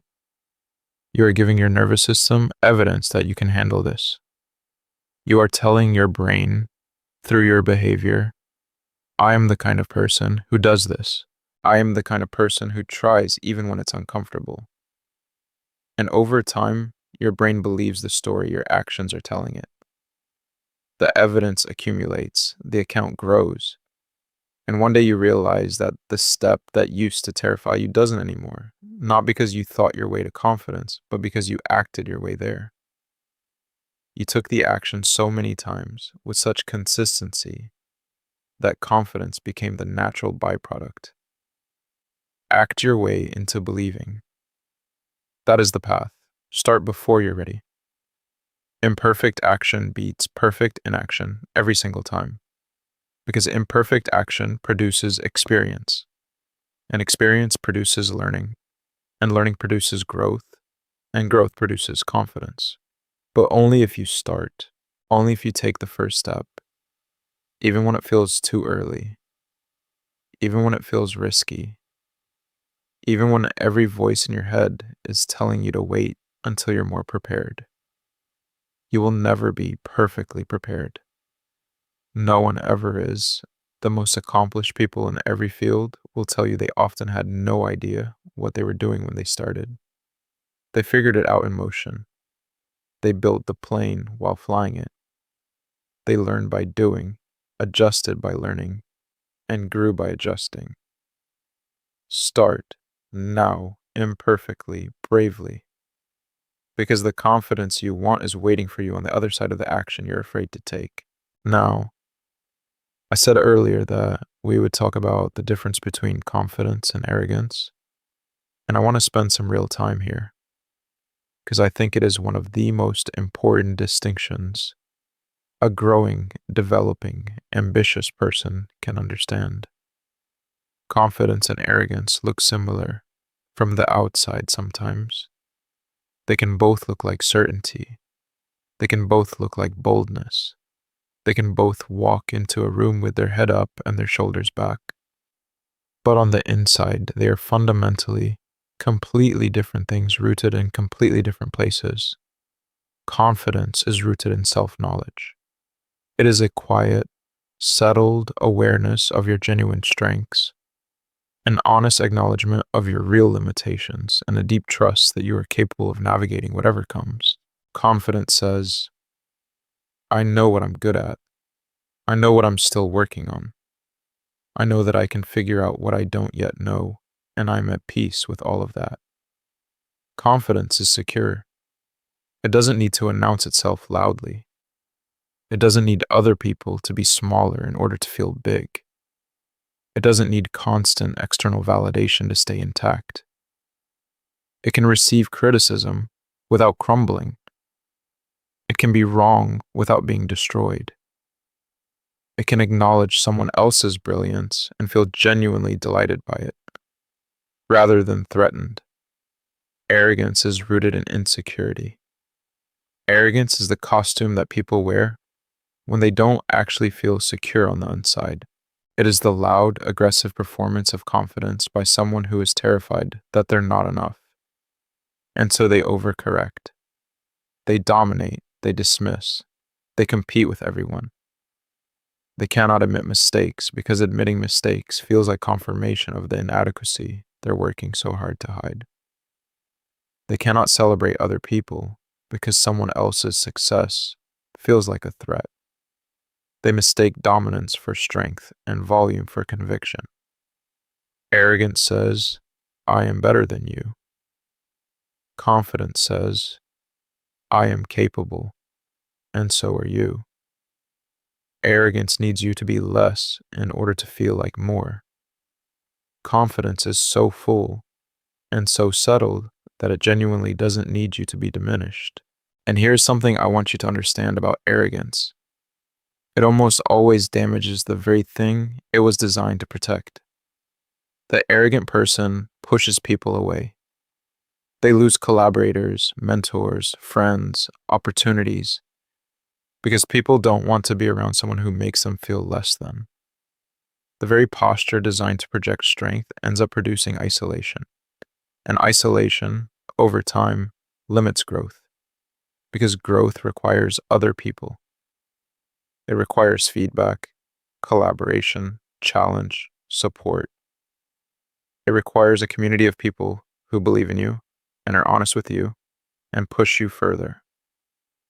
And arrogance systematically destroys the possibility of that community. Be confident, deeply, genuinely, consistently confident. Carry yourself with the dignity and the authority of someone who knows their value and trusts their direction. Walk into every room ready to give your best and contribute meaningfully. Speak with conviction. Pursue your goals with boldness. Stand by your vision even when others doubt it. Defend your worth when it is challenged. All of that is confidence, and all of it is right and appropriate and powerful. But stay humble. Stay genuinely open to learning. Stay curious. Stay teachable. Stay willing to be wrong. Willing to grow. Willing to acknowledge when someone else has something you need. Stay grateful, especially when you succeed, especially when the dream is becoming real. Stay deeply, genuinely grateful, because gratitude keeps the ego from inflating to the point where it isolates you from the very things that got you here. The world needs your confidence, it does not need your arrogance. Give it the former, manage the latter, and you will build something that lasts. Now, let me come back to something I touched on earlier because I think it deserves its own full conversation. I want to talk about what it actually looks like to build confidence in a practical, systematic, day by day way so that it doesn't evaporate when things get hard, so that it doesn't disappear the moment someone criticizes you or doubts you or something doesn't go according to plan. Because a lot of people have what I call weather-dependent confidence. It's strong on sunny days when things are going well, when people are cheering and the results are showing up, and everything seems to be moving in the right direction. But the moment the weather turns, the moment there's a setback, a rejection, a failure, a harsh criticism, the confidence evaporates, like it was never really there. Like it was just a performance sustained by favorable conditions.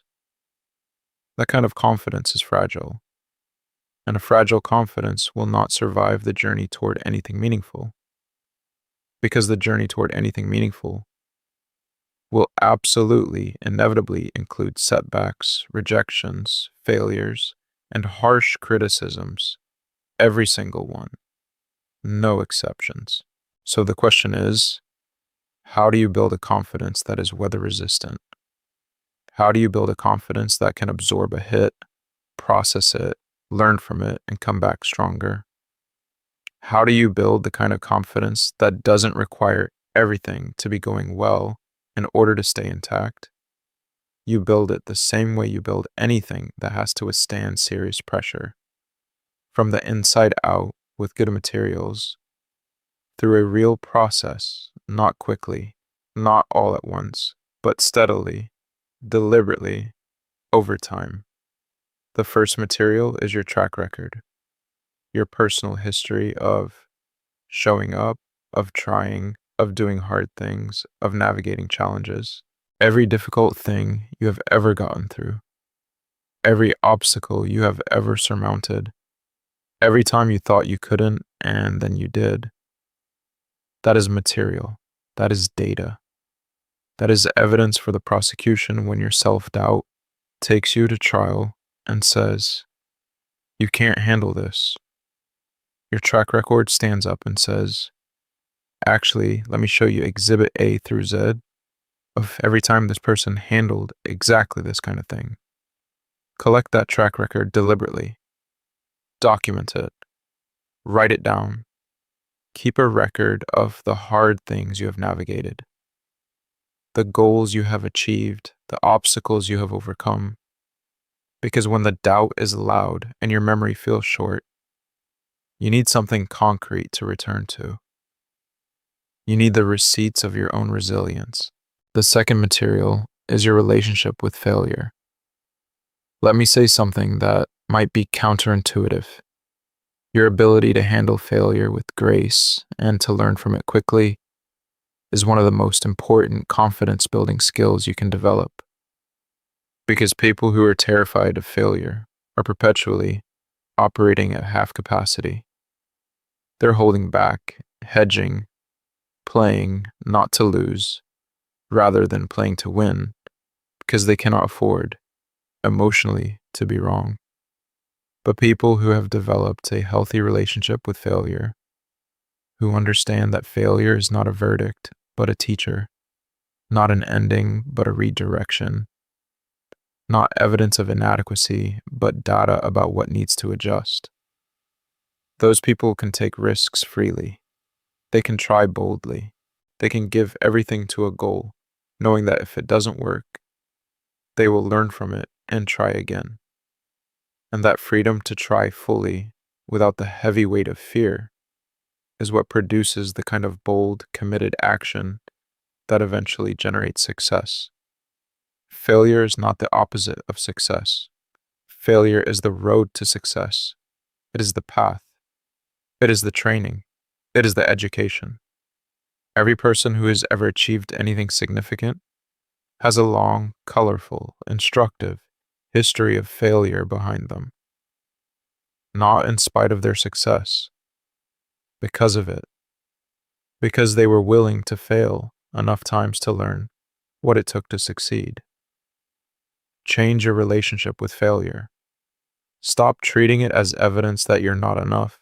Start treating it as the cost of tuition in the school of your purpose. Every failure is a lesson, and a lesson absorbed and applied is never wasted. It is converted directly into future capability. The third material is your commitment to growth over comfort. The most confident people I know are not the ones who have found the safest, most comfortable position and are holding onto it for dear life. They are the ones who are constantly, deliberately, joyfully, bravely choosing to grow, choosing to push to the next level, choosing discomfort not because they enjoy suffering, but because they understand that the discomfort of growth is the price of becoming more. Every time you choose growth over comfort, you are telling yourself something. You are saying, I trust myself enough to handle what comes next. I trust myself enough to step into the unknown. I trust myself enough to let go of who I was in order to become who I'm called to be. And that message, delivered to yourself through your own choices over and over again, builds a confidence that comfort simply cannot produce. Comfort produces stagnation. Growth produces confidence. Choose growth. Now, let me bring all of this together into something that I want you to carry with you out of this room and into the rest of your life. Because we've covered a lot of ground today. We've talked about faith and determination and confidence. We've talked about self-love and self-belief and worthiness. We've talked about the naysayers and how to handle them. We've talked about the sweetness of proving people wrong. We've talked about finding your talent, cultivating it through deliberate work and daily practice, and how that process manifests into a genuine, rooted, unshakable confidence. And I want to tie it all together now with something that I think is the connective tissue between all of these pieces, something that holds the whole thing up, something that, if you get this one thing right, makes all the other pieces work together in a way that is simply unstoppable. That thing is your relationship with God. I know we've talked about faith throughout this conversation, but I want to come back to it right here at the end because I don't want it to be just another point in a list. I want it to be the foundation on which everything else stands, because that is what it is. Everything else we've talked about today, all of it, is stronger, more durable, more effective, and more deeply satisfying when it is built on the foundation of a real, personal, daily, dependent relationship with God. Here is what I've come to believe about success, about purpose, about the pursuit of a meaningful life. It is not something you do alone. It was never meant to be done alone. You are not designed to carry your dreams and your fears and your insecurities and your ambitions all by yourself, white knuckling your way through the hard parts and hoping the sheer force of your determination is enough to get you through. You were designed for partnership, partnership with the one who made you, who knew you before you were born, who planted the dream inside of you in the first place, who has been present in every chapter of your story, including the ones that felt like the end, and who has a vision for your life that is so much bigger and more beautiful than anything you have yet imagined. And here's the incredible thing about this partnership.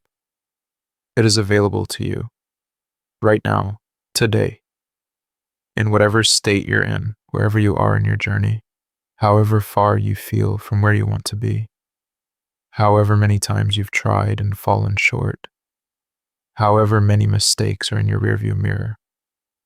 The partnership is available. The door is open. The invitation is standing. All you have to do is take a step toward God. One step, just one. Because when you take one step toward Him, He takes two steps toward you.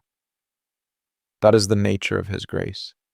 That is the generosity of who He is. You don't have to have everything figured out. You don't have to have your act perfectly together. You don't have to earn your way to the conversation. You just have to turn. You just have to say, I need you. I can't do this without you. I trust you with this. And in that moment, in that humble, honest, courageous moment of turning toward God, something shifts. Something that was stuck begins to move. Something that was closed begins to open. Something that was heavy becomes lighter, not because your circumstances immediately change, but because you are no longer carrying them alone. Depend on God. I mean that with everything in me. Depend on Him, not as a last resort, not as the option you turn to after you've exhausted every other option, not as a backup plan. Depend on Him as your first option, as your primary source, as the foundation of your strategy and the anchor of your hope. Bring your dreams to Him in prayer. Bring your fears to Him in prayer. Bring your confusion, your uncertainty, your frustration, your joy, your gratitude. Bring all of it to Him, because He wants all of it. He is not just interested in the tidy, presentable parts of your life. He wants the whole thing, the messy parts, the unfinished parts, the parts you're not sure about, and the parts you're embarrassed about. He wants to be invited into all of it, and His grace. Oh, His grace. Let me spend a moment here, because I think grace is one of the most life-changing and most underappreciated gifts available to a human being. Grace is not just forgiveness for what you've done wrong, though it absolutely includes that.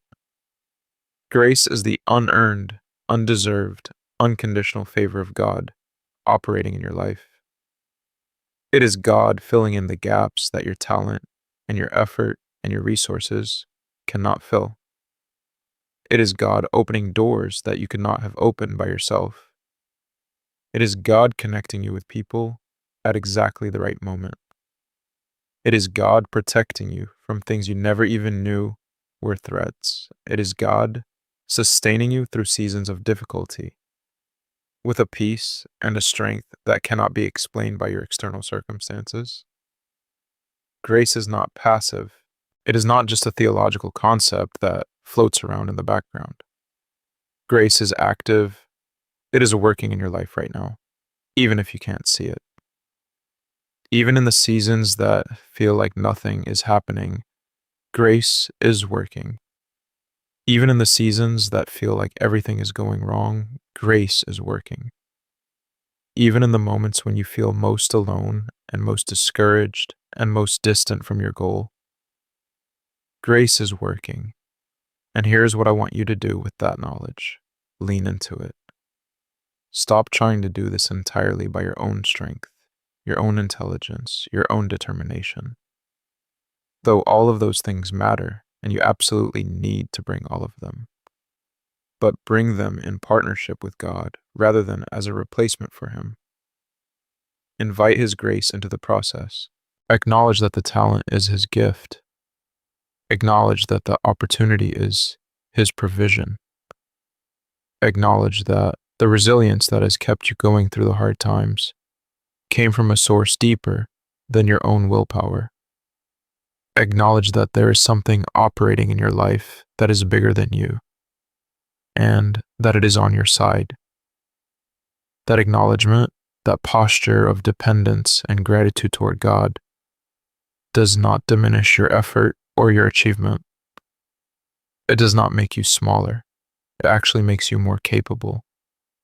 Because when you stop carrying everything by your own strength alone, you free up capacity. When you stop trying to control every outcome, you free up creativity. When you stop operating from a place of fear and scarcity, you start operating from a place of faith and abundance. And from that place, you are capable of things that you simply cannot access when you're trying to do it all by yourself. There are going to be hard times. I want to say that clearly and without softening it, because you deserve honesty and not just comfort. There are going to be times on your journey when the path is genuinely, profoundly difficult. Times when the obstacles feel insurmountable. Times when the setback is real and serious and takes the wind out of you. Times when the people you counted on are not there. Times when the dream seems to be moving backward instead of forward. Times when you are in the dark and you cannot see the next step and the silence feels absolute. In those times, especially in those times, lean on God. Not away from Him, not into bitterness or resentment or the conclusion that He's forgotten you. Into Him. Because like those hard seasons, those dark nights of the soul, those stretches of confusion and struggle and waiting, those are often the very seasons where God is doing His deepest, most important, most transformative work in you. The work of character, the work of patience, the work of trust, the work of stripping away the things that were keeping you from your fullest potential and rebuilding you in a shape that can carry the blessing that is coming. The valley is not punishment. The valley is preparation. And the God who walks through the valley with you is the same God who has a mountain on the other side of it with your name on it. Trust the process. Trust the timeline. Trust the one who is writing the story and who can see the ending from here, even when you cannot see past the next page. And I want to say one more thing about faith and about God and about this journey, because I think it is profoundly important, and I don't want to leave this room without saying it clearly. You are not an accident. You are not here by chance. Your birth was not random. Your specific collection of gifts, experiences, personality, perspective, and passion is not a coincidence. It is a design. You were made for this time. You were placed in this moment in history for a reason. The specific challenges of this moment in the world, the specific needs of the people around you, the specific opportunities available to you in this generation, all of it is part of a context that your specific life was designed to engage with. God does not make mistakes. He does not put you on the earth with gifts and a longing to use them, and then leave you without a path. He does not plant a dream in your heart and then abandon you before it is realized. He does not start a work in you and leave it unfinished. Whatever He has started in your life however unfinished it looks right now, however incomplete, however far from the final form. He is committed to completing it. That is his promise, and his promises do not fail. So walk forward. So walk forward with faith. The active, courageous, against the odds faith that keeps watering the seed even when you can't see the sprout. Walk forward with determination, the daily, unglamorous, non negotiable decision to keep going even when the feeling isn't there and the motivation has temporarily packed up and left the building. Walk forward with confidence, the earned, competence rooted, deep inner knowing that you have value, you have ability, you have something the world genuinely needs, and you are getting better every single day. Love yourself, not perfectly, not effortlessly, but consistently, the way you would love someone you genuinely cherished, with patience, with grace, with the willingness to see not just who they are now, but who they are becoming.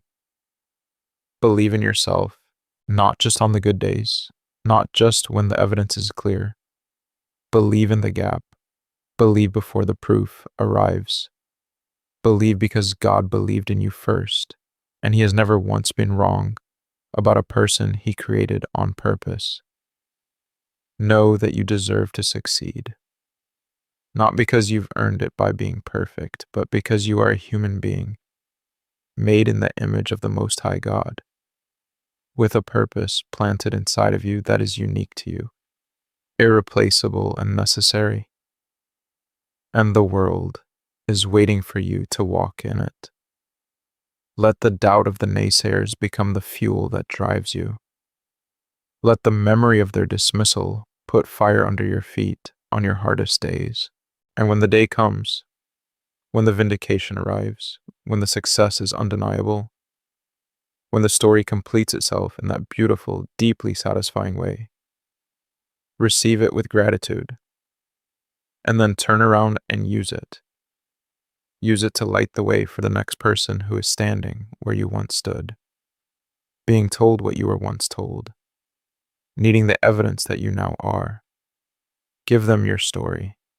Give them your testimony. Let your success become someone else's permission to believe. Find your talent, the real one, the one that hides in your passion and in the thing that makes time disappear, and what people consistently come to you for, and the thing you would do for nothing out of sheer love. Find it, name it, claim it, and then work. Do the daily work. Do the deliberate, focused, challenging, specific, feedback-driven work of becoming masterful at that thing. Not once in a while. Not when you feel inspired. Every day, consistently, without negotiation. Because in the consistency is the compounding. And in the compounding is the mastery. And in the mastery is the confidence. And in the confidence is the life you were made to live. Do not be arrogant. Do not let the development of your confidence tip over into contempt for others, into dismissiveness, and to the need to be bigger by making others smaller. There is room for everyone to win. Your success does not require anyone else's failure. Your light does not diminish anyone else's. Shine fully, let others shine. Celebrate what you see in the people around you. Build others up with the same ferocity that you build yourself up. That is the mark of real strength. That is the character of someone whose success the world will genuinely celebrate, rather than quietly resent. And through all of it, through the striving and the setbacks, through the victories and the valleys, through the seasons of momentum and the seasons of painful waiting, keep your hand in God's. Keep the conversation with Him going. Keep bringing it all to Him. Keep taking those steps in His direction. Because every single step you take toward Him, He is already rushing toward you with a love and a grace and a generosity that you have not yet fully grasped, but that you are going to experience more and more as you walk this journey. Things have a way of working out. I told you that at the beginning, and I'm telling you again now at the end. But you understand it differently now than you did when we started. You understand that it is not a passive hope, it is an active reality for people who walk with faith, who carry determination, who build real confidence from the inside out. It is the lived experience of people who love themselves enough to believe they deserve the outcome they're working toward. It is the testimony of people who were doubted and kept going and proved the doubters wrong, not with contempt, but with excellence. It is the story of people who found their talent, honored it, worked it, developed it, and watched it transform from raw material into something magnificent. That story, that exact story, is available to you, not to some idealized version of you, not to the you that has everything figured out and has never made a mistake, and started earlier and had more support. To you, the you sitting right here, right now, with everything you've been through and everything you carry and everything that is still unfinished and uncertain. That story is yours to write. So write it. Write it boldly. Write it with faith and determination and confidence. Write it in partnership with God, leaning on His grace, moved by His love, sustained by His promise. Write it for yourself. Write it for the people who need to see it. Write it for the generation that is coming after you and needs your testimony as their evidence. Write it like someone who knows that things have a way of working out. Because you have faith, because you have determination, because you have confidence, and because you have a God who is already on the other side of the thing you're reaching for, waiting for you to arrive. Now go do the work. Go build the thing. Go become who you were always made to be. I believe in you. And more importantly, it is time for you to fully, completely, without reservation or apology, believe in yourself. Let's go.